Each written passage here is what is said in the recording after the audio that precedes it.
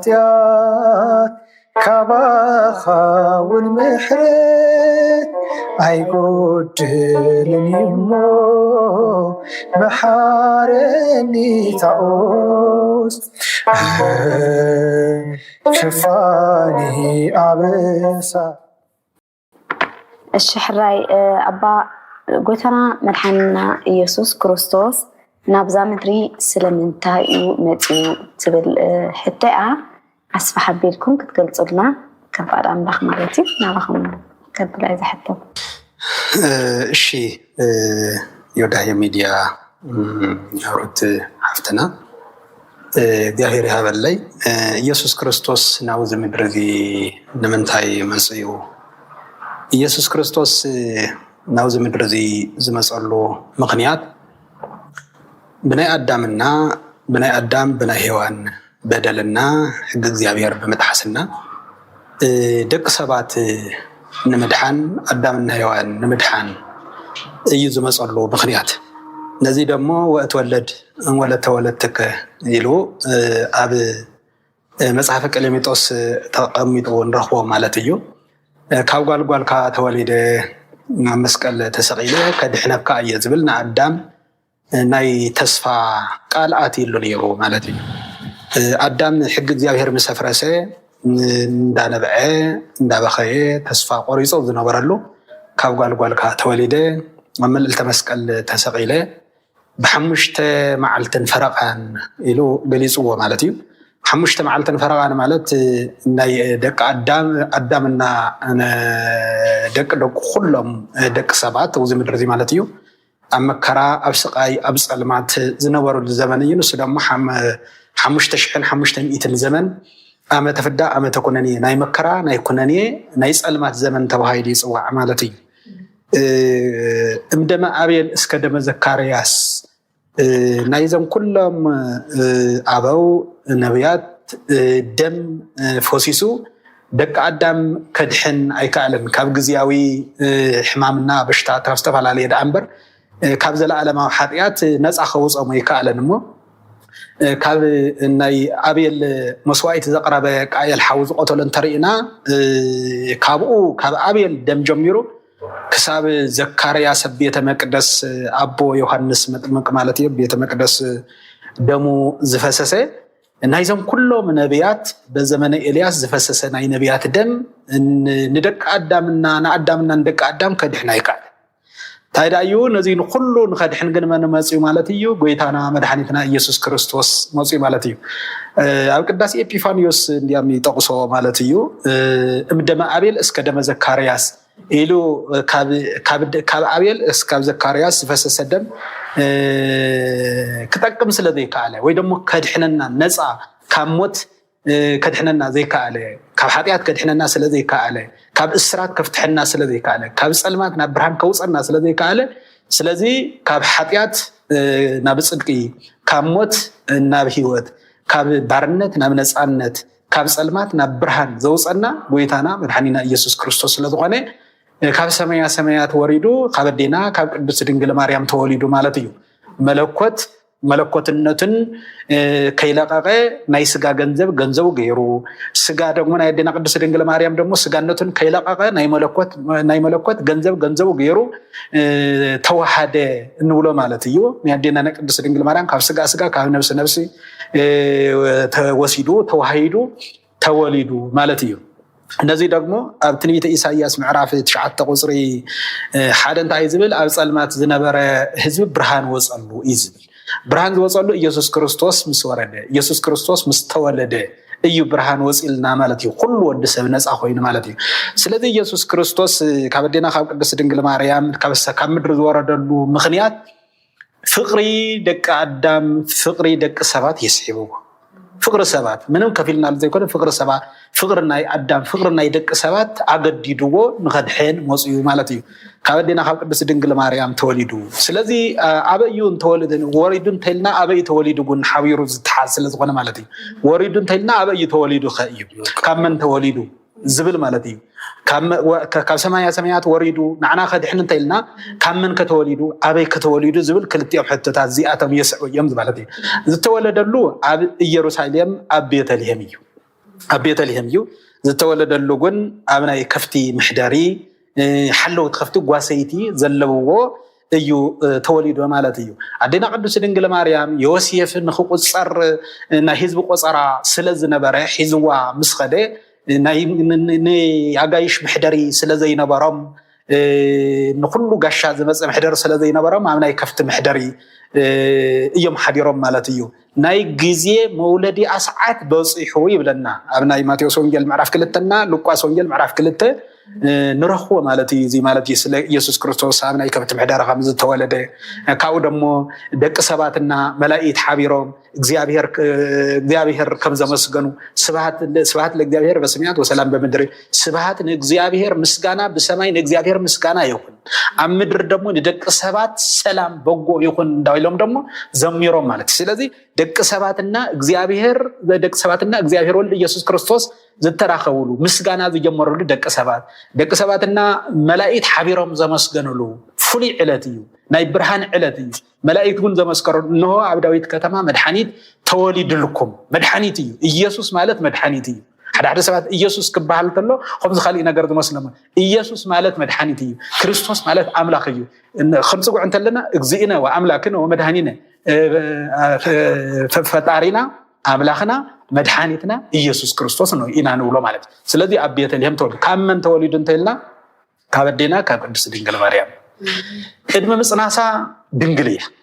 ነብይ ኢሳያስ ምዕራፍ 7 ቁፅሪ 14 ድንግል ብድንግልና ፀኒሳ ብድንግልና ትወልድ ከም ዝበለ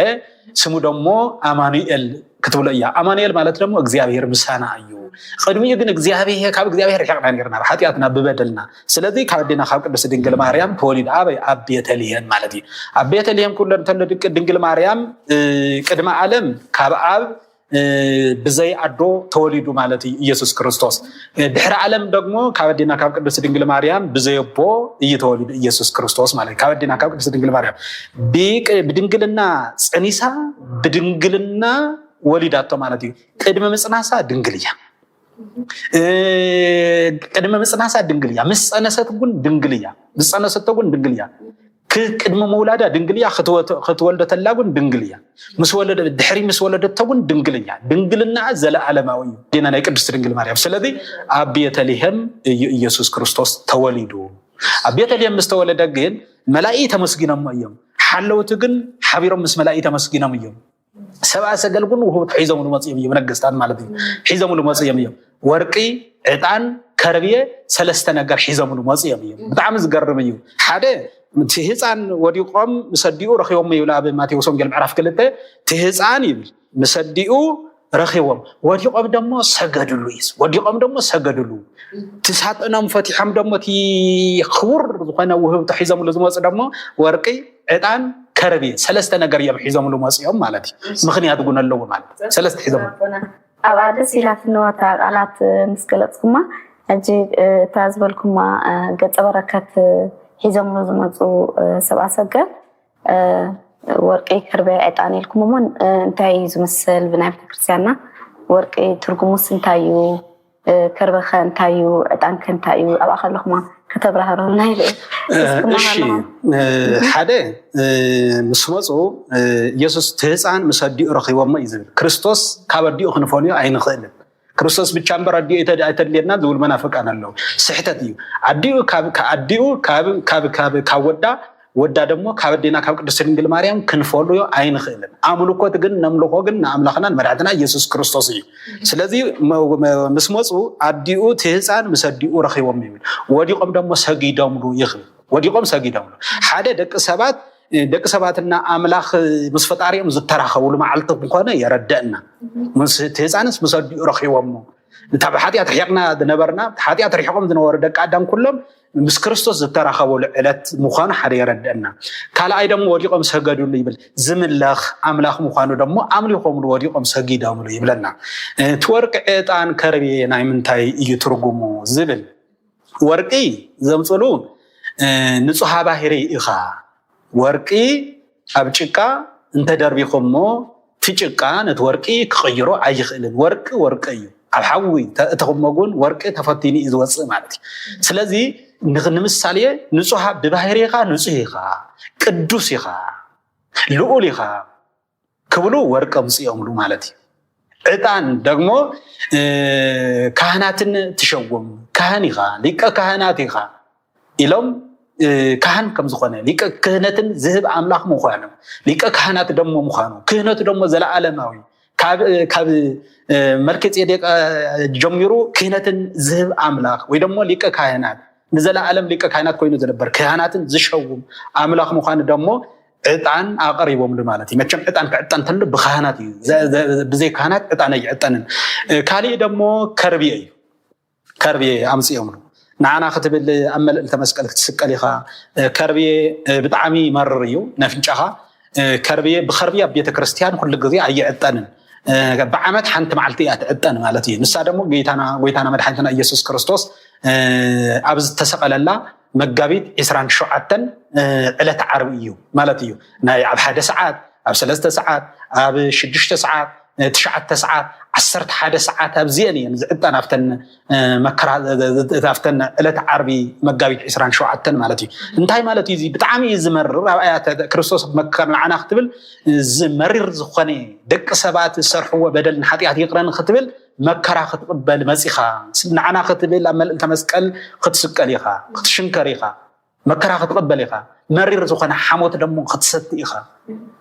مرير زخنا موت دمو بدق ادان كتبل مكرا ختقبليخا يلوم ناي مكرو مثالي غيرون كربي امصياملو بزي مخنياتيو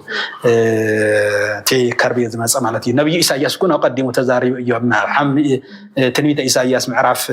53 قطر 5 بناتو قصلي نحنا تفوسنا دحنا ايسي نزي عرب دمي كناونه معناتي الشيء كبر ربنا قالوا تسمعنا لقواي ابات ولد مكن ما كنا بطعمي دس بالقاليكم كتمهرونا صنيحكم كباي بزحاتيات كباخا والمحرت አይጎድልኝሞ ቀጥለ ናባቦና መላከ ህይወት አባ ኤፍሬምክ ሓልፍ نحن كأخم أرثوذكساويان كم هذا كريستيان مالتيو نحن نخدبرسي بزي أبو كتحضر تخلطوتا نفسي أبات نفسي ويكا ما نسحبو كلنا يقبعدو بقديسكم كن حزي يقبعدو نافلوطو نتهزبخ انت كتب لنا تخلطونا ملكم يعني اللي بطعم بدقامي يمسكن ياو حدا ما حدا ورتلوس عندما حدا أمانس بدي كابو حضر دو يخل نزول تياكي بتعمل ثرتاو تياكي مكنياتو بيت كريستيان نياب على سرعة الله الله كائنات كم يمثلنا خنبر كم نخل مؤمنان أمانيان وعندما أرثوذكس خيانم كم يمثلهم كنور خمس اللوم ياو بيت كريستيان سرعة بمسح قدسوي أستمرهم ياو نياب علو أستمرن ياو كاو حدا تأيون قدي حدا مؤمن تأيخ مسزلو حدا ويس هي أبي هو تخمي إيخ مسزلو نزبل أبوتاتنا بصفي عنتهم تمر ياو كله تتحاد كله ثلاثة نخاخ حدا عينه تستمر سلو خانه حدا مسحاد يرقوي هنياتو أرثوذكساويان ويندم مو أمانيان تايك مزل خمزلهم كوربنا بدن بغيرهم قليت أملام كاو بتتحاذى دمو ياو أرثوذكساويان ويندم حدا أماني بزي كابو خنبر يولن تكليك بزي كابو كنبر يولي مغنياتو نحنا أستمرنا كرسوس اي ممهرنا مراحينا كرسوسيو ان مسلم كرسوسيو مغنياتو نحنا كالي ممهر يبلن كالي مراحني يبلن املاكنا كنا كرسوسي ممهرنا كرسوسي نحن أرثوذكساويان وين دمنا كريستوس تكتلت نبال سبات كلاتنا تاينا خنمسد لنا كريستوسين نياتو كريستوساويان معناته نحن كريستوساويان ناي كريستوس تكتلتي ناي كريستوس أمن زغنا ناي كريستوس تكتلتونا كريستوساويان تبعيلنا نتوع مالتي باسم كريستوساويان تبعيلنا نتوع مالتي سلذي كريستوساويان كريستوس كاو نغير تايم يورنا دبل نغير كريستوس مجماري حواريات المريضو كحواريات المريض لما ثلاويان حواريات بالنو تعري ثلاويان حواريات دمو ሊቃውንት ካብ ሊቃውንት ጀምሮ ደግሞ ካህናት አቦታት ማለት እዩ ሰው ክርስቶስ እዚህ ክብለና እንተለታ ማለት እዩ ንጴጥሮስ ዘሆ ዓብይ ነገር ሓደራው እንደሞ ናይ ሓደራ ቃል ኣሎ ታየው ሰማይ ኣብ ምድር እዩ ዝኣሰርክምዎ ብሰማይ ተኣሰረ ይኹን ብምድር ተፈታሕሞ ደግሞ ብሰማይ ተፈታሕ ይኹን ይብል መሰረታው ነገር ሓደ ኦርቶዶክስ ዝኾነ ወይ እንደማ አማን ይብል በዘይ ካብ ክነብር ከም ዘይውሉ ሓደ መሰረታው ነገር እዩ ምክንያቱ ንሓደ አማኒ ወይ ደሞ ናይ እምነት ኦርቶዶክስ ተከታሊ ዝኾነ ሁሉ አቦይ ሊኢኽ ባልተሎ ሓደ እግዚአብሔር ይፍታሕ ንክብለ እዩ ንክሕልዎ እዩ መጀመርያ ንሐዋርያት ዓብይ ሓደራታ ይዘወሎም ጴጥሮስ ከምዚ ኢሉ ከም ነገሮ ተሎ ካብኡ ድማ በጎይ አባጋዕ ይሓሉ አማሓሲያ ይሓሉ ኢሉ መጀመርያ እዚ ክብሎ እንተለታ ማለት እዩ ክርስቶስ ንሐዋርያት እዚ ሓደራክዎም እንተሎ ክርስቶስ ደቀ መዛሙርቱ ኣብ ምድር እዚዩ ዝፈትሕኩሞም ኣብ ሰማይ ክፍትሑ ከም ዘለዎም ኣብ ምድር ዘመኑ ዝኣሰርኩሞም ኣብ ሰማይ ደግሞ ተኣሰሩ ክኾኑ ከም ዘለዎም ዓብይ ሓደራ ማለት እዩ ሰው እዚ ክብልታለም መጀመርያ ክምርዎም ኣለዎም መጀመርያ ናብ ቤተ ክርስቲያን ከምፅዎም ኣለዎም መጀመርያ ናይ ክርስቶስ ደቀ መዛሙርቱ ክገብርዎም ኣለዎም ማለት እዩና ሰው እንታይ ክብል ደይ ኣብ ዝነገር እዚዩ ብደንቢ ኦርቶዶክሳውያን ሓደ ግዜ በተለይ ኣብ መናፍቃን ተሪኢና ሓደ አማነሲ አቦ እንታይ ያልይዎ እዩ እንታይ አቦ ያልይዎ ቀጥታ ምስ ክርስቶስ ዘይራኸብ ቀጥታ ምስ ጌታ ዘይራኸብ ቀጥታ ምስ ምክንያቱ ብዘይ መፍላጥ ብዘይ መምሃር እዩ ሓደ ግዜ መፍላጥ በጣም ከቢድ በነገራችን ላይ ይፈልጥ የናባልካ ዘይ መፍላጥ ይፈልጥ የናባልካ ጠይቅካ ዘይ መፍላጥ ዘይ መርዳ ባይዘይ ናይ ምድር ኃጢአት ይብልዎ እንዲያው ሓደ ቦታት ናይ ምድር ኃጢአት ጠይቅካ ነዘይ መረዳ ወይ ደግሞ ጠይቅካ መረዳ ዘይ ምድ ላይ ናይ ምድር ኃጢአት ወይ ደግሞ ናይ ምድር ቁርና ይብልዎና ሰው ዘም ሓደ ዚያቶም ሕዝን ናይ ዘመኑ ወንጌላውያን ዘመኑ ምስ ዘመኑ ንኸይድ ሰባት ኢና እናዋሉ ሓደ ኦርቶዶክሳውያን ወይ ደግሞ ብዙሕ ኦርቶዶክሳውያን ወጣታት ወይ ደግሞ አመንት ዝኾኑ ዘታልዎ እንታይም ቀጥታ ምስ ጌታ ዘይተራኸብ ቀጥታ ምክንያቱ ክርስቶስ እኮ ጴጥሮስ ዘሃው ዓብይ በቃ ምክንያቱ እሳቶም በመጽሐፍ ቅዱስ እንደዛምኑ መጽሐፍ ቅዱስ እንደዛምኑ ኮይኖም ንጴጥሮስ ክርስቶስ ታይልዎ ኣብዚ ምድር እዚዩ ዘፈታሕ ኸዩ ኣብ ሰማይ ተፈታሕ ክኸውን ኣሎ ኣብ ምድሪ ዝኣሰርካየ ድማ ኣብ ሰማይ ተኣሰረ ክኸውን ኣሎ እንግዲህ ዘምኩም ንብሎም ዘለና ሰባት ብመጽሐፍ ቅዱስ ንኣምን ዝብሉ ሰባት እዮም ኣይኮን ሰው መጽሐፍ ቅዱስ ከመይ ንዓቶም ዘይተረዩ ሰው በዚ ነገር እዚዩ ኦርቶዶክሳውያን ደቅና ኦርቶዶክሳውያን ኣሕዋትና ምኾነ ኣሓትና በዚ ነገር ዝተለሉ ማዓት ከም ዘለው ንርኢ ኣለና ወይ ድማ ንርዳይና ስለዚ ክርስቶስ ጴጥሮስ ከምዚ ክገብሮ ዝኽኣል ከምዚ ግበር ክብሎም ዝኽኣል ንምንታይ እዩ እንተልደራ ኣብዚ ምድሪ እዚዩ ብካህናት ዝተፈትሐ ወይ ደግሞ ንካህናት ዓብይ ስልጣን ከም ዝሃበ ዓብይ ስልጣን ክብተሎ ክህነት ዝኣክል ዓብይ ሰብና እግዚአብሔር ዘራኽብ ዓብይ ድሊ ካህናት ክቕምጥ ተሎ እንታይ ማለት እዩ ምእመናን ኣቦታቶም ፈሊጦም ናይ ኣቦታቶም ህይወት ናይ ኣቦታቶም ተግባር ናይ ኣቦታቶም ምክር ሰሚዖም ክነብሩ ስለ ዘለዎም እዩ ምክንያቱ ናይ ኣቦ ጸሎት ቀላል ኣይኮን ናይ ኣቦ ትምህርቲ ቀላል ኣይኮን ናይ ኣቦ ጸሎት ቀላል ኣይኮን ስለዚ ኣብዚ ምድሪ እዚዩ ናይ ኣቦታት ህልውና ናይ ኣቦታት መላው ናይ ኣቦታት ምንባር ብጣዕሚ ወሳኒ ዝኾነ እዚ ማለት ያ ማለቱ ናይ ክርስቶስ ቃል ማለት ናይ ክርስቶስ ቃል ማለት እዩ ምክንያቱ ምእመናን ሓደ ኣቦ ክሕዙ ከም ዘለዎም እግዚአብሔር ይፍታሕ ዝክብሎም ናብ ክርስቶስ ከቅርቦም ዝኽእል ምስ ክርስቶስ ከተዓርቆም ዝኽእል ምክንያቱ ኣብዚ ምድሪ እዚዩ ከነብት እንተለና ንሕና ኦርቶዶክሳውያን ወይ ደግሞ ኣመንቲ ዝኾንና ኩላትና ሰባት ኢና ኣብዚ ምድሪ እዚዩ ምውራድ ከም ዘሎ ኩሉ ምውፃእ ኣሎ መርካብ ከም ዘሎ ኩሉ ምስኣን ኣሎ ፅድቂ ምስራሕ ከም ዘሎ ኩሉ ኃጢአት ምስራሕ መሉ ምክንያቱ ኦርቶዶክሳውያን ኣቦታቶም ንኽፈልጡ ናይ ምግባር ዓብይ ሓላፍነት ኣለና ኣቦታቶም ክቆርቡ ናይ ምግባር ዓብይ ስልጣን ዓብይ ሓላፍነት ኣለና ኣቦታቶም ፈሊጦም ደግሞ ምስ ክርስቶስ ክፋለጡ ምስ ክርስቶስ ክዛመዱ ምስ ክርስቶስ ክራኸቡ ሃይማኖቶም ክሕሉ ከምቲ ቅድም ኣቦታት ዝበልዎ ክርስቶሳውያን ምእንቲ ክመስሉ ሃይማኖት ዘለዎም ድሕር ኮይኖም ዳ ፈሪሃ እግዚአብሔር ምእንቲ ክህልዎም ንስምሳቶም ክፋቆሩ ንስምሳቶም ሓደ ክኾኑ ሓደ ልቢ ሓደ ተሓሳስባ ንክህልዎም ዓብይ አስተዋጽኦ ወይ ደግሞ ዓብይ ሓድራት ተሆ ኒ ሐዋርያት ወይ ደግሞ ንካህናት ይሞኒ እንግዲህ ካህን ንሓደ ምእመን ሓደ ምእመን ሓደ ካህን ከሎ ብዘይ ካህን መሰቦ ክነበር ከም ዘይብሉ መጽሐፍ ቅዱስ ይዝነግረና መጽሐፍ ቅዱስ ማለት ያ ማለት እዩ ንጴጥሮስ ዝሃው ዓብይ ሓድራ ስለ ዘሎ ማለት እዩ ጴጥሮስ ምእመናን ክሕሉ ማነው ካህናት ምእመናን ክንሕሉ ምእመናን ምስ ክነራኽብ ዓብይ ስልጣን ኣብዚ ምድር እዚ ኣሲርና ምስ እግዚአብሔር ተኣሰሩ ንኸይኾኑ ፈትሕና ምስ ክርስቶስ ንኽራኸቡ ናይ ምግባር ዓብይ ሓላፍነት ዓብይ ስልጣን ኣለና ማለት ኢና ናይ ቤተክርስትያን ኣስተምሮ ናይ ኦርቶዶክስ ኣስተምሮ ወይ ደግሞ መጽሐፍ ቅዱሳዊ ኣስተምሮ ከምዚ ይዝዘና ከምዚ ዝብለና ማለት ኢና አሜን ቃል ሕይወት ይስማዓልና ደጊመ ክቡር ኣቦና ብጣዕሚ ደስ ዝብል ቃል ኢኹም ክትምህሩና ፀኒሕኩም ናይ ባሕቂ ሕጂ እውን መሊሰ ደጊመ እግዚአብሔር ኣምላኽ ከምቲ ንዓና ሕጂ ኣብዚ ዘለናዮ ማለት እዩ ካብ መዓር ማዕፀምቲ ዘጥልል ደስ ዝብል ቃል ኣምላኽ ስለዝዓደልኩምና ወይ ስለዝመገብኩምና ናይ ኣገልግሎት ሰሙንኩም ይባርኽ ይኽእል ዝደሊ ብጣዕሚ ጥዑም ቃል ኢኹም መጊብኩምና ንሕና ከዓ ዘስተውዕል ዓይነ ልቦና ሂቡ ኣብ ምትግባር يبصحنا مالتي እግዚአብሔር አምላክ ቅዱስ ፈቃዱ ይሆነልና እሺ ቀጥለ ናብ መምህርና በክረተትና መምህር ዘላለም ክቅጽል ማለት እዩ ኩሉ ተገሊጽዩ ከምቲ ክብራት አቦታትና ዝበልዎ ማለት እዩ ንሕና ሲ ከም ኦርቶዶክስ ተዋህዶ ሙኻና ሙኻ ተቀድምኩም ገሊጽኩም ኢኹም እቲ ክንገብሮ ዝግባአና ሞ ብፍላይ ኣብ ናይ ደቂ ኣንስትዮ ኣብዚ ግዜ እዚ ዘሎ እቲ ጀነሬሽን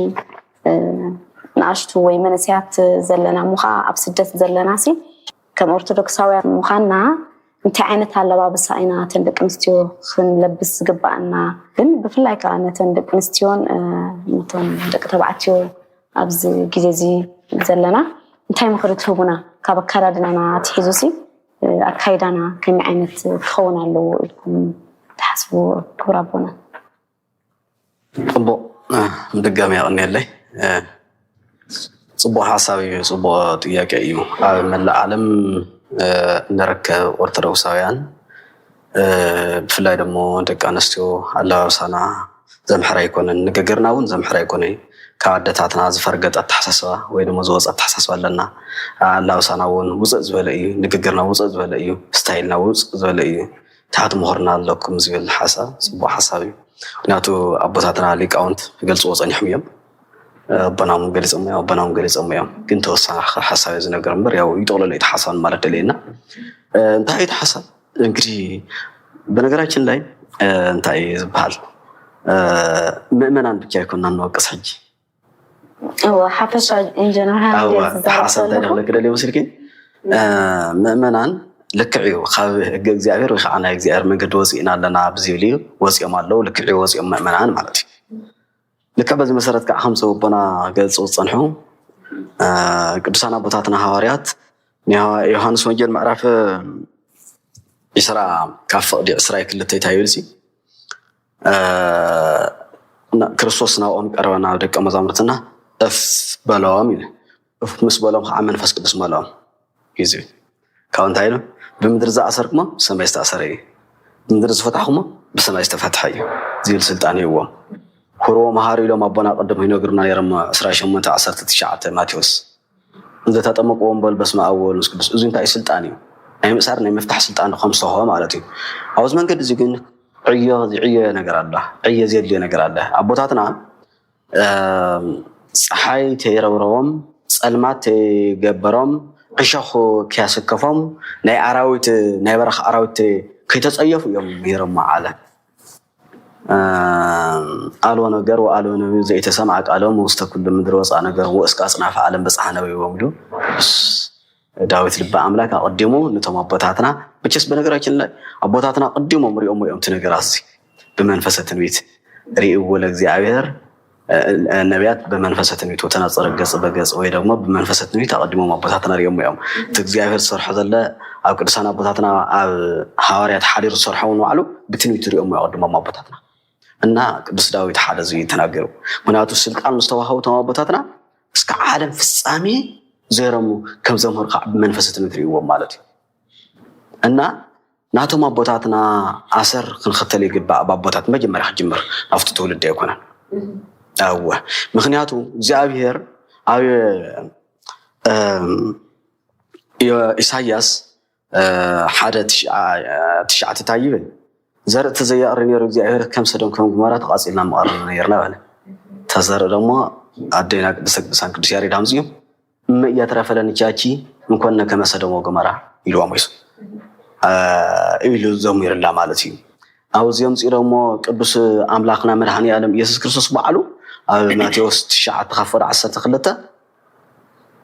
عسر جمرة ريتلو أصحاب فريساوي صديقاوين بعتقلتهم تقاوم تزنورو لا كريستوس تختلتي تقاوم تزنورو زي الشمع ونور بحرمنا تختل لك تمارون نرب لما عندنا الله يوصل اسكعمج أرشاس كفصامي علمونا الله يا إننا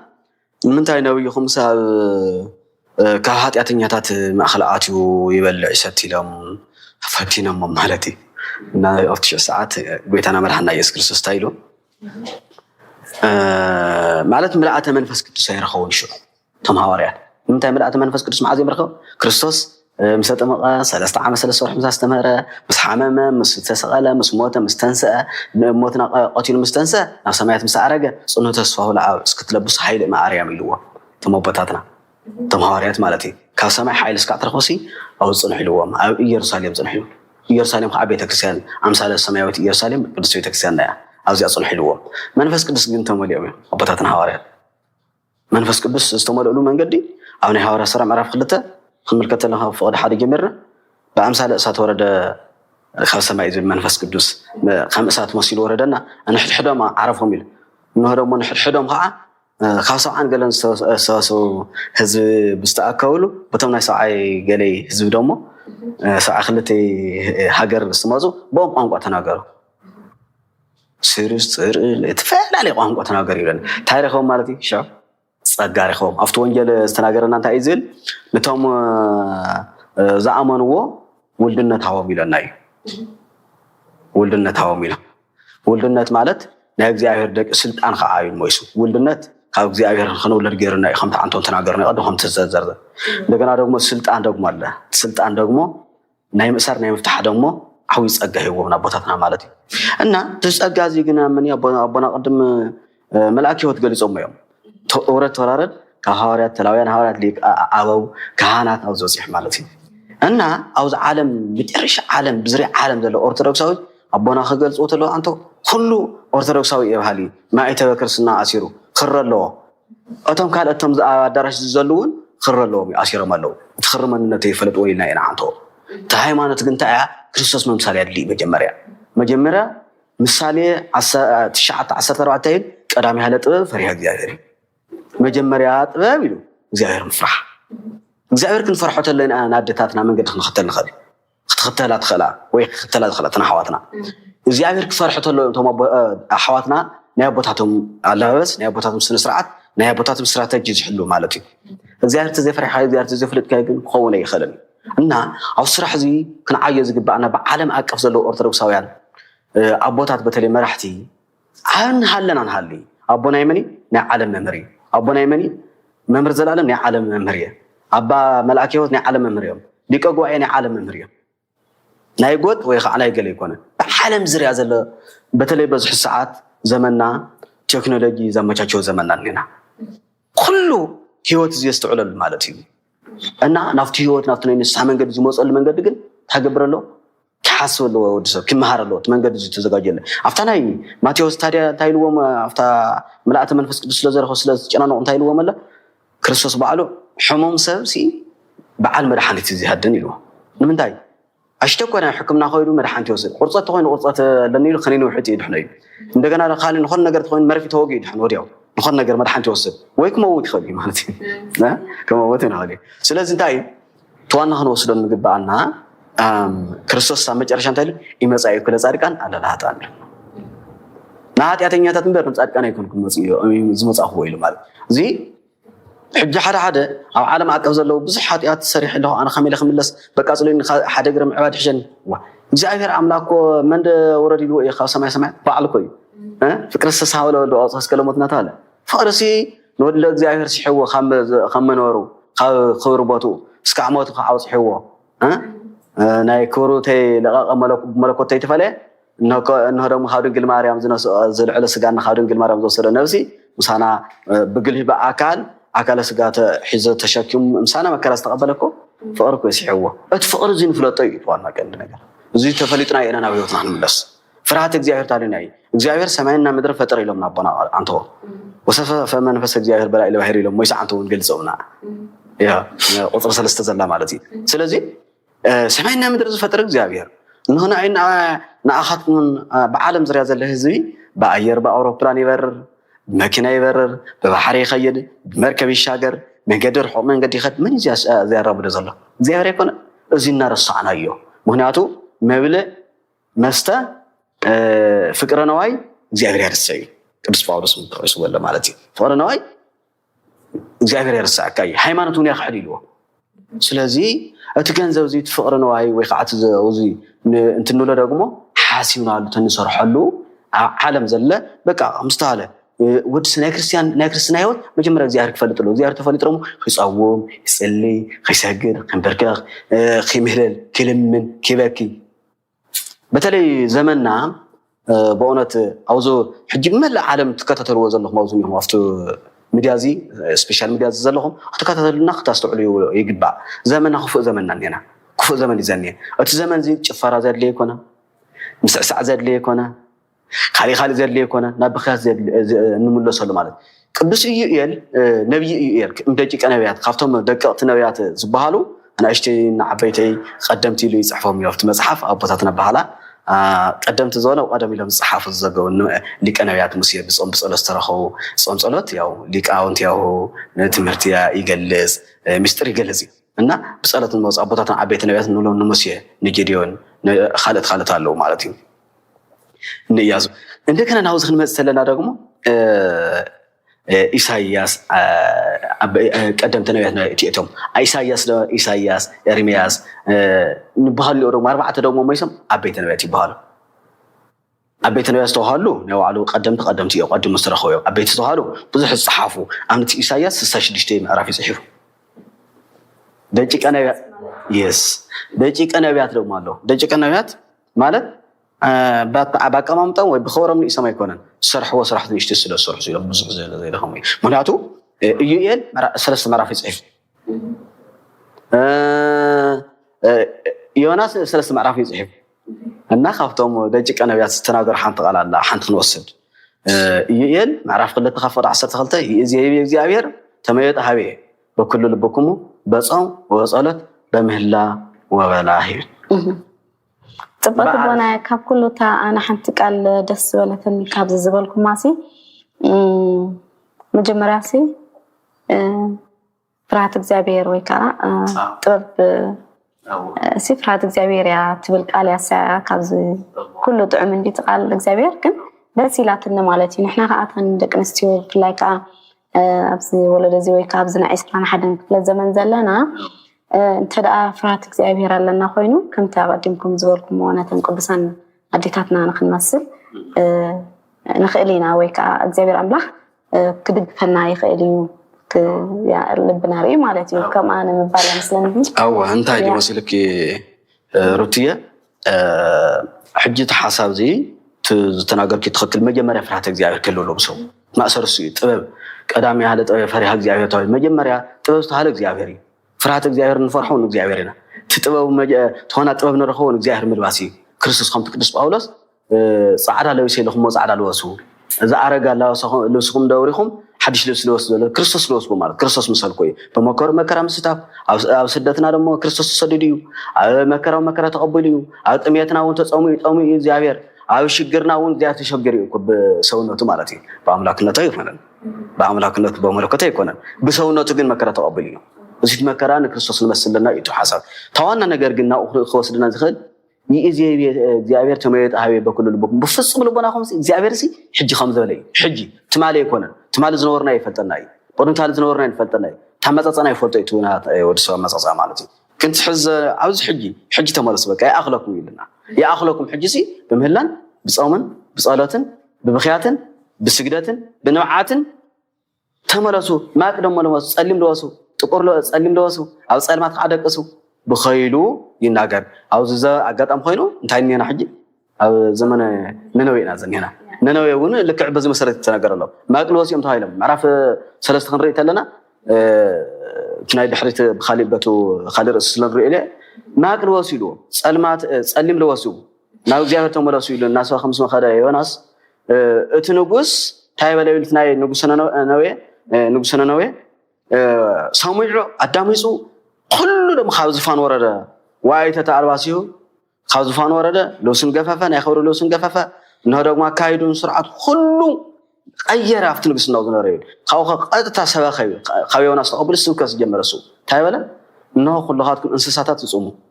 عاويزهم نيشتيزهم إنسانات تصوموا أباقي يصومها أتالي يصومها خفتي يصومها حساناتهم تواديهم يصوموا يلو سلسة سمعت جزاوي زي هركتها تعرقهم الناس شنو نخالي بصوم زندينا توانا مسعود زيارة راحت خوينا فرحت زيارة لنا تصوم جزية نايت صومات اللو نبي تكريسيان ناس صومات اللو سرعة اللو أو كي صوم اللو نسها كي أتو اللو نسها بوتات كفلت اللو كهنا يدلنا حدا كهن يسوع كريستوس ليك كهنات يلوم ليك كهنات تهالكو كهنات بهالي يومات تحتي ليك كهن تقوينه ليك كهن تقوين نويني ليك كهنات تهايل جن بتحتي تخطبت اليوم مالتي سلال خمتو بزي بلع الزاف خوين بتحت سلال زني عفت سلال وش تسني هذا عفت سر مالتي سلازي أوصل خوينا من يقول قلا بوتات كهنات اللو نعم خنفلتهم يجبعنا خرقهم يجبعنا منات خنفلتهم خنقاروا من نخرنا قبلن أفتر رأسك وكويت هاي أفتر رأسك لك أصلا جن معرف حمش تخاف ولا حسب ترى عدا خير كان رزقان كهنا مرمري تويل ما تيوس شو ما تخاف ولا حدا ما رقص حدا 4 زقال زرخو نكهنا تبوتاتنا توامات سلازي أبوتات كهنات كفتوهم بتم متاللتي هو عزيولهم لك كهنات سبيني تايلهم لك كهنات تايل كهنات اللو تعطيه لك كهنات تخوين جن بيني يس كريستوس لك عيو كريستوس سجن دوم قارس يوناي عالم بيزا غير نوسو بيزا واقع نوسي هو كهنات لك بعض مسارات سجن قارسهم دوم سامي هاونا كريستوس يونا جن دوغمو مكرا جن بأواقعهم جن حلو أواقع خمسة ربنا قدم أواقع حلو جن سكعمات قبلوا خمسة لو كهنات هو تمحلفهم كيلو خمسة لو باقيهم ينقرنا نبذ مسار بعالم زريز لنا أبوتات بتلي كم إماننا تنين رحاب صبوا مهرة النوم مناطق خش النقطة لو أول عين كتيخون بس نسرعات غيرنا بلازينا زيكو قليليو تايلو زيكو تايلكا بزادية بخيدة نمساسلك عم تحكي خارج منافق مسمر مؤتمر أنا سريعة له خمسة كبرني الكتاب بردوجت هون خمسة زوم سريع له تتسرع خمسة كان تلقى عندنا خمسة بستفلا لي مشتر نهوا على جودة عشان ما تصير أنت هتقبل فصيم كذي كحدا خصني في الصدي هايكون زي بعد صن حلقة مجمر أي شكله لك زي هذا مثلا إما كل زارك أنا اللي هاتاني نهات يعطيني تتمن زارك أنا يكون كمسنين سلسلة خاب في الصم لبناها تملس تنبرك حاتنا خاء على بس إن كم تجوا حاتنا خاء على وسم كم تجوا أو دات ما قولاتهم كلهم سرعات خجبر زجبا نبيت كريستيان مقراوي بسبيشال ميديا ممهار بيت كريستيان تلا كاوي بيت كريستيان خير كممهار مسابقات من نجار مسدياقونات حات من نجار مسمرجتات مشتر مردع خبز ولا صدمه دحر أنا يمشي خوين دم سبيشال ميديا مالي أبوتات ماليهم بق أممها بزي مسرتي الله وسنا خن تشون خن إجزاء هرجن خنا قيوم يبني الله وسنا راقوت زوج السويتي نايزوم متزحوي أتما ودات كريوات نايزوم متزحوم عندنا تودون راقوت وصي خطب نايزوم متزحان تقولي سلسك خوي يقولي سويتي قميص خطلبس له ود خاء سرنا يا أبو خلبس له ودي قميص لو صلوا سويت خاصرت لو صل زمن الناس إحنا مالتي بس خا خامن تستوجس تايلو من الوقت أبوتات زي سرحنا له أبوتات بعالم زريا زلنا أبوتات أرثوذكس تهيد بيت كريستيان أرثوذكساوي بيت كريستيان نك أنا استوهنا سلت أنا أبوتات هاي سرحنا له سلزي أصرو أخوال لكن أنا أبوتاتيو بعلنا عنا خم دفع بعلنا عنا خم تيجاو بعلنا عنا بوليتيك عالم خم تاو عالم قريبك عالمنا عالم يانيوكا منفساوي هوت ناي سماويان سراح ناي سماوي سراح يا ابونا ناي اغزابير سماوي سراح نصرح يغبانا خللي يا انجلي الشكر ابونا بكره تهتنا ممر زلالم قال هو تسمع لنا بتامي تام قالنا كنسمع صنيحنا قال هو تسمع لنا دقينا قبل يفوتو تزبلكم وانا بحقي كوميو كل جزء اب تحت اغزابير زتوكله يحفرني معناها عند كريستيان متان تهتنا كاب أدينا قدس نقل مريم كن مهار كابتن قالوا قدسان كن مهار زي أملاح قدس فؤادي هنا لنا مالتين كاتلون حجي نابابونا اللي كقبائي أبا تولد مدني كحلف أتححزة مزاني أبونا كبلوا زتصنحو حتىكم مالتي بونا نحنا كم حزب كريستيان كم أرثوذكساويان مالتيو أسرات بكرات زبها لالو كم زوي عشر ويكا مباء نبلومو كنهبسي يقبأنا دو مناتوسي نحن تبت كريستيان نبحق نحر نقلقل للناس نحن عاس كان قلقلسي يقبأنا ولا بنواتنا ديو ولا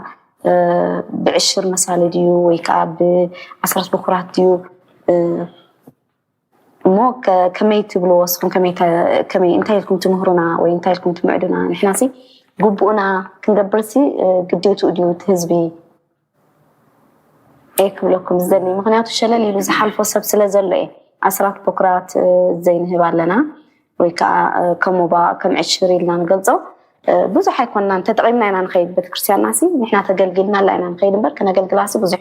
يعني ركبني نامو قديتانا ديو ما يوحد إيكن سرحة له سلز قبانا إيه لحتىكم زلقوا بونا أبزي انتي تبلونا هسك قربتينا كم خيد شي كبري هابلي مداي مصوات بيتكريستيان مداي مصوات اللوا مداي مصوات زاتو غنزب بمزدب لاي مسحف قدساوي مسارات ني ابو ندن زي بلا مودي قمن زلمونو تسفا نزقرصو ابيت كريستيان اكبابي زلو يزوهب نيرو لمو جن دتي نسو نكانات دموز نعطان نطواف نستفعلالي يزخوون لهم مالتي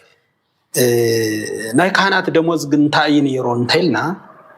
أسرات بكرات زوهاب نغانات نيرو بأقبابو بدن بسلزي يمهرنا يتهزبي أسرات بكرات ندقر يخيدو مداي مصوات بيتشا خوين لومي تيني نز تشغرو ني أبونا دن زي بلام تسفانا زقرصو من قد نزودقو زوهاب زنبرا نخانات دموزنا نعطان نطواف نزبين ويتكريستيان مقرقر خوين نسو مالتيو سلزي هاوريو قدس باولوس انتاي زبل النجر جن كله بأقوالنا بسرعة يخون يزبل مصحف قدوس بيت كريستياننا انتاي يقولوا بيت كريستيان تيلنا بيت كريستيان زقودلا يبلال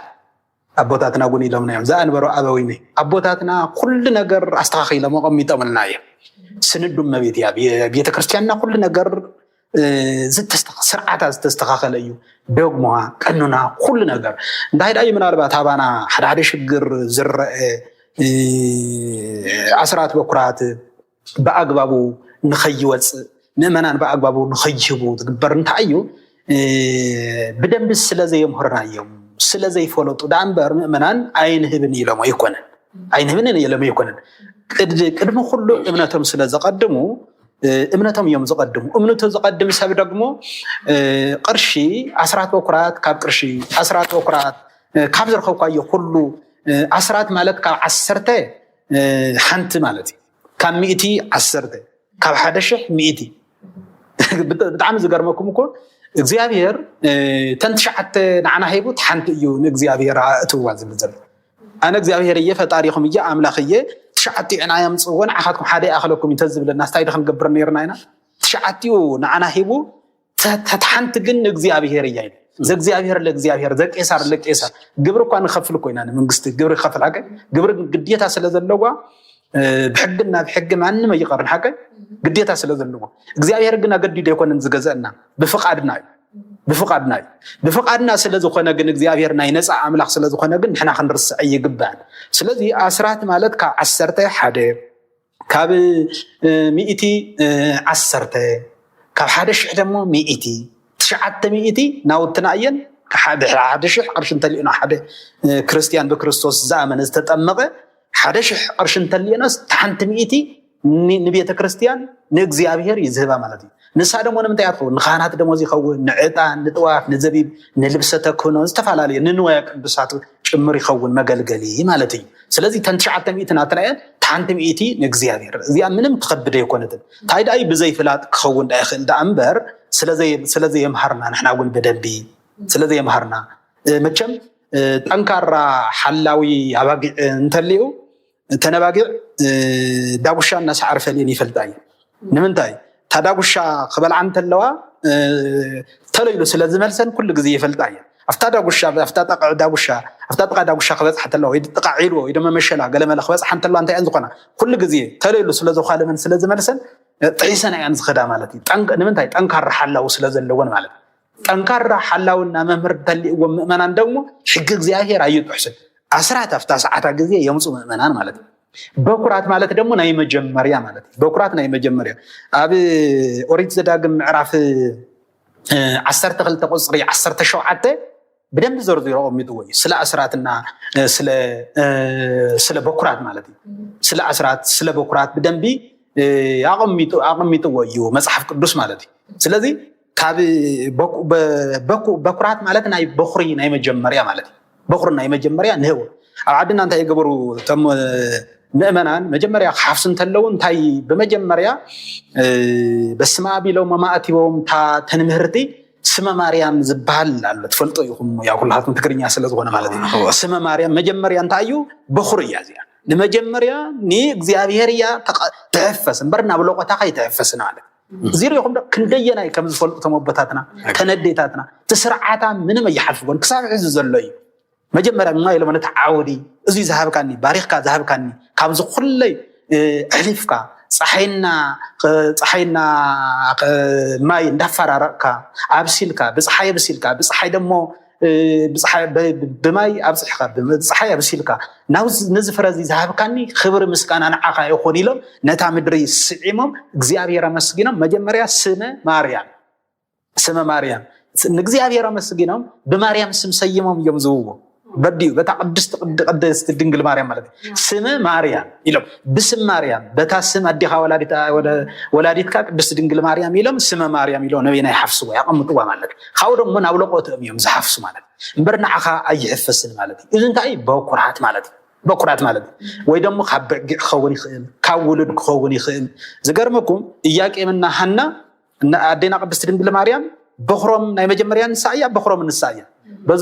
بزلم غزيه تزخون بخرو والو زخل حفتي نبرت نيرو حدا نبرتنا ختورس الله وايم زول بزلم خطواش كاو دم بدنب مهرنا زخل حفت الله مهرنا نا اوروبانا امريكان كدخل خاينا خبل نيري بزلم سفت تزخون ياك من حنا غن زغرمكم غن ناي مجمريا بخرم ادخت ሆነና ይሄውም አድخت ሆነና ይሄውምና ማለት ድንግል ማርያም ጉን ኮሙ ደግሞ بخور ودا دمو نعنا مدحنيت خون دم هيباتنا تخوز بلص بخوري ناي مجمريا كويز ስለዚህ ከባጋ ቢዑን ናይ መጀመሪያ በخوري ዝኾነ ንህበሉ በخورات እዩ ናይ ካብ እኽልጉን ካብ ትክልትክን ካብ ኩሉ ነገር ንእግዚአብሔር ነው በخورات ይባል ማለት እዩ አስራት ማለት ደግሞ ካብ 10 ሓንቲ ካብ ሚኢቲ 10 ካብ 1000 ሓንቲ ሚኢቲ ማለት ይኹም እንዳለ ይቅጽል ማለት እዩ እዚን አስራት በኩራት ስዕለት ዝብል ደሞሎ ማለት ነው ስለዚህ አበ ኦሪት ዘዳግም ምዕራፍ 12 ቁጥር 17 በደንብ ዘርዝሮ ወሎ ማለት እዩ እዚ ዘይን ህን ተቆይናስ እግዚአብሔር ታይ ዝብለና ሰሪቅኩም ለሙይና እግዚአብሔር ገንዘብና እንሰርቅ ዘለና ሁሉና ንሕና በዘይ መምሃርና በخلተ ነገር እግዚአብሔር ቀጻዕና እዩ መምራን በዘይ መምሃርና ንእመናን በደንብ በዘይ መምሃርና በخلተ ነገር ቀጻዕና እዩ ሓደ ንእመናን ትናይ እግዚአብሔር ገንዘብ ንخሰርቁ ስቅልና ንረአለና ካላይ ደግሞ ግዴታና በዘይ መውጻና ማለት እዩ ግዴታና ስለዘይ ተዋጻና ማለት እዩ በخلተ ነገር ንሕተት ንሕና መምራን አቦታት ማለት እዩ ምእመናን ደግሞ በሓደ ነገር ይሕተቱ ማለት እዩ ናይ እግዚአብሔር ገንዘብ ስለሰረቁ ማለት እዩ በዓልተና ዳ ነውጻ የምበር ናይ እግዚአብሔር ገንዘብ እዩ ማለት እዩ በአብትንቢተ ሚልኪያስ ምዕራፍ 3 ቁጥር 8 ታይ ዝብል ሰሪቅኩም ይብል እንታይና ሰሪቅና ካትብሉ አስራት በኩራት ናተይ ተኾኑ ወሲድኩም ናትኩም ይኮነን ይዝ ናና ክንጥቀመለይ ንኽእልን ማለት ናና ክንጥቀመለይ ንኽእል ስለዚህ ናይ እግዚአብሔር እንተኮይኑ ናይ እግዚአብሔር እዩ ንመንግስት ግብር አምታ ንኸፍላ ንእግዚአብሔር ደግሞ ናይ እግዚአብሔር እንደሆነ ናና ዝኾነ ደግሞ ናና እግዚአብሔር ይሁንና ናና ኸሉ ይሓቦ ይበለናልና አስራት በኩራት በዚህ ይድል ማለት እዩ እንዳይዳ ተዋና ነገር ግን አስራት በኩራት ወፍት ስርዓት ዋና መጀመሪያ አስራት በኩራት ስዕለት ደሞሎ በኩራት ናይ መጀመሪያ ማለት እዩ በኩራት ናይ መጀመሪያ ማለት እዩ ኦሪት ዘዳግም ምዕራፍ 12 ቁጥር 17 በደንብ ተዘርዝሩ ተቀሚጠልናል ማለት እዩ በኩራት አስራት ደግሞ ትንቢተ ሚልኪያስ ምዕራፍ 3 ቁጥር 8 በደንብ ቀሚጠልና ማለት እዩ ሰሪቅኩም ይዝብልና እና بحقي نا እግዚአብሔር ገንዘብ ከምስራቅ ይሰውረና ሕግ ንፈልጥ ይግባ ሁሉ በአግባብና በስርዓት ትንነውረ ግዚያስ ሁሉ በአግባብና በስርዓት ከውን ይግባ እግዚአብሔር ተዘይባርክልና ትንበልዖ ህይወት ከውን ይኽልን ትንለብሶ አየመቆና ትንሰትዮ ትንሰትዮ አየሮ የናን ማን ተዘይባርክው እግዚአብሔር ተዘይባርክው ስለዚህ ና እግዚአብሔር ዝኾነን እግዚአብሔር ናህና ዝኾነ ናህና ለመንግስት ዝኾነ ግብር ደግሞ ለመንግስትን ሀገር ለማዓት ንኸፍል ማለት እዩ ስለዚህ ንምንታይ እዩ እዚ መጀመርያ ኣዴና ቅድስት ድንግል ማርያም ወዳ ንዓለም መድሓኒት ንኸውን ናይ መጀመርያ በኹሪ ሂባትና ኢያቄም ወሃና ደግሞ ናይ መጀመርያ በኹሮም ኣዴና ቅድስት ድንግል ማርያም ኣዶ ንኽትኾነና ሂቦምና ንሳ ክርስቶስ ሂባትና ድንግል ማርያም ክርስቶስ ደግሞ መልሱ ደግሞ ናይ መጀመርያ በኹሪ ኣድዩ ዝኾነት ደግሞ ድንግል ማርያም ደግሞ ኣመስቀል ሂቡና ዝገርም ኮ ኣመስቀል ሂቡና ወቢት ሰዓት ረዱ ኣይተዋብየቶ ይዝብል ኣብ 19 قصري 26 ዘሎ ናይ ዮሐንስ ወንጌል ምዕራፍ 19 ፍቅዲ 25 ጀሚሩ በደንብ ዘብራህሮ አመስቀል ኮይኑ እንወዲኻ ኢሉ ንዮሐንስ ሂብዎ ንወዲኻ ይሂብዎ አድዩ ቆያ አድይ ስናዓኻትኩም ይትግበኡኩም ነይበለና ክርስቶስ አድይ ሂውና ማለት ነው ዮሐንስ ይው ዮሐንስ ተቀበላ ማለት ደግሞ ናይ ኩልና አዶያ ማለት እዩ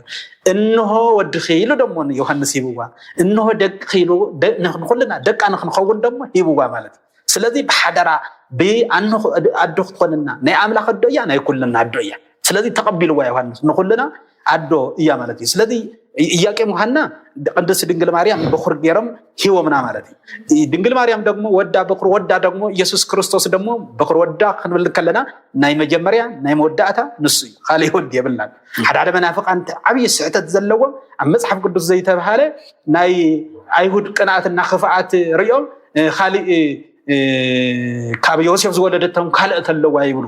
ጸላ ኩሉ ግዜ አይሁድ ካልእ ተለው ኢሎም ዝጠቀሱ ጸላ እዩ ጸላእስ ጽቡቅ ደይ መስከራላን እንሲ መስከራልካ እንተይልኩም ዘይሰረቅኩም ሰሪቅኩም ይብላኩም ሕማቅ ዘይተዛረብኩም ተዛሪብኩም ይዝብል ጸላኢ ስለናትካ ጽቡቅ ነገር ይዛረብን ማለት አይሁድ ደግሞ ስለ ኢየሱስ ክርስቶስ ሕማቅ ይዛረቡ ነይሮም ፈሪሳውያን ሰዱቃውያን ኮሞ ማለት ስለዚህ አዴና ቅድስት ድንግል ማርያም ክርስቶስ ክትወና እንተላ ክርስቶስ ደግሞ አዲ ይሂቡና ማለት ንሕና ከመጀመርያ አስራት በኩራት ቅድመ ማህብና ግን ታይክን ህብ ይግባ እንተይልና ግን ልብና ሆነ ይግባን እግዚአብሔር ልቡ ዘሃበሰብ አስራት በኩራት ይሰርብ አስራት ይሰርብ በኩራት ይሰርብ ስእለት ግን ተሳኢሉ አይ ገዲፈዮ ጋለሁ ይብልን ሓደ ሰባይ እስኪ ናብ ቤተ ክርስቲያን ከይዱ ይባል ናብ ቤተ ክርስቲያን ከይዱ ይባል እንዳ ጆርጅስ ቤተ ክርስቲያን ከይዱ ብዕራይ ጠፊወስ እንዳ ጆርጅስ ቤተ ክርስቲያን ከይዱ ይባል መስኸደ ብዕራይ ተረኺበየስ ሙክት ከምጸልካ ይሉ ተሳኢሉ ወጽ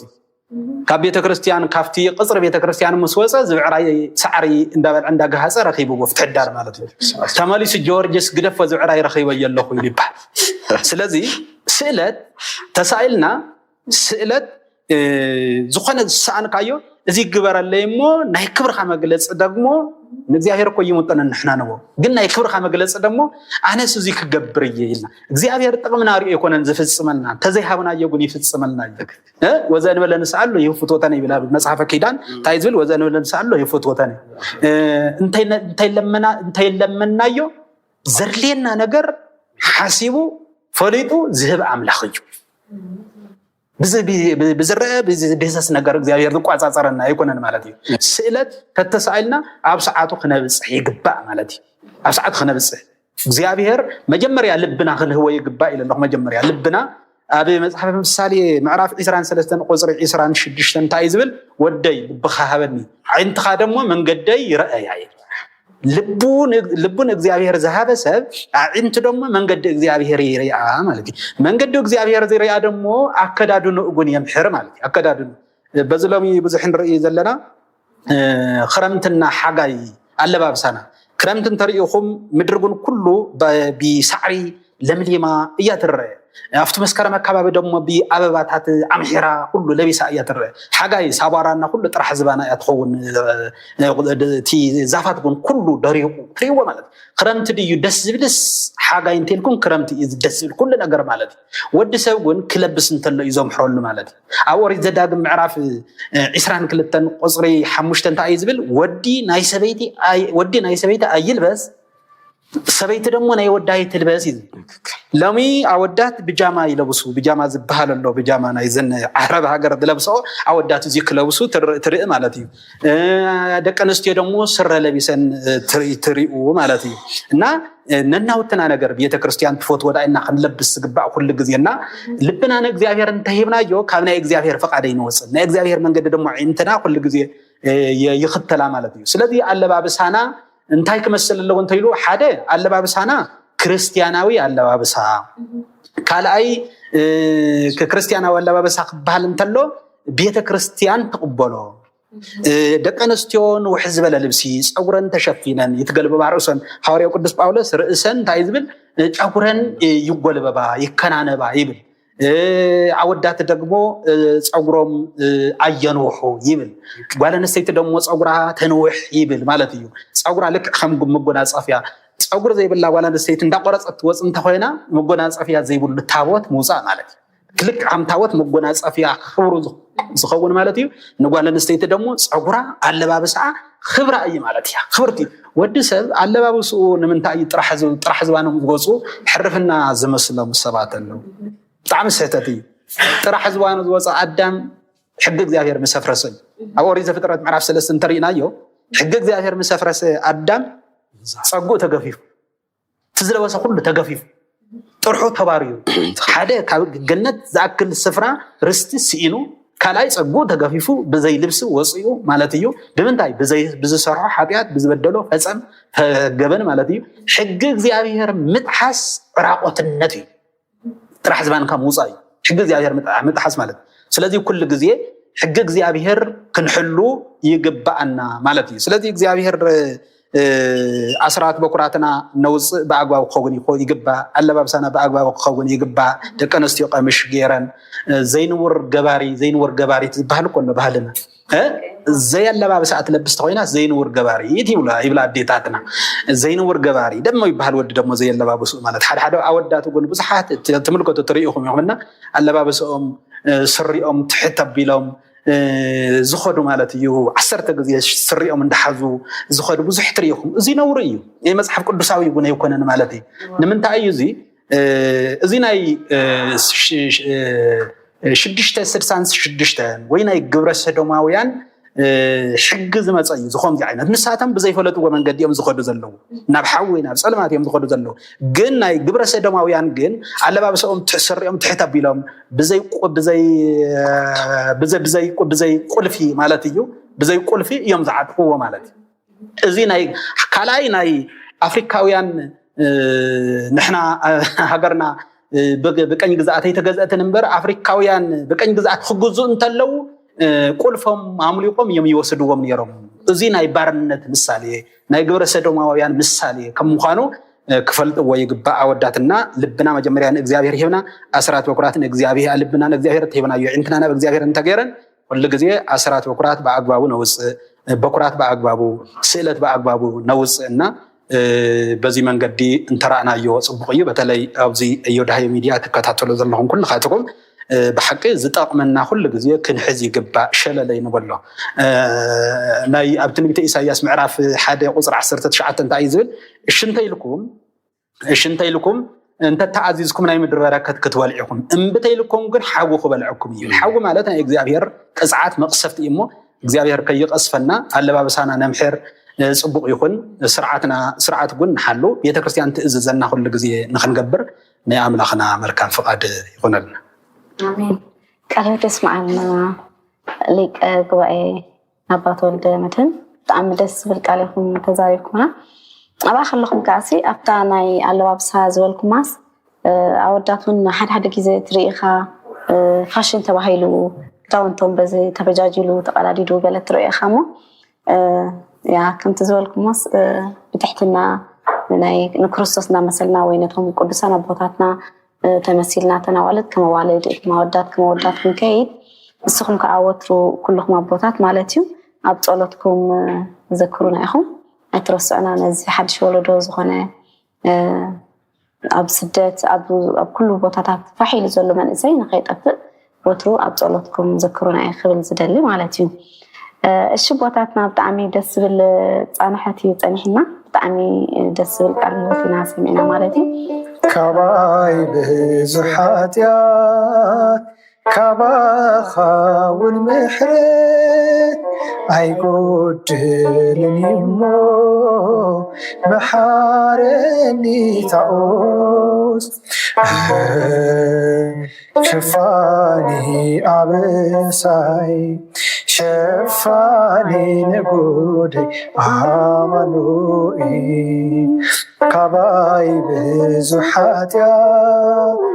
كباخا والمحرت عيقود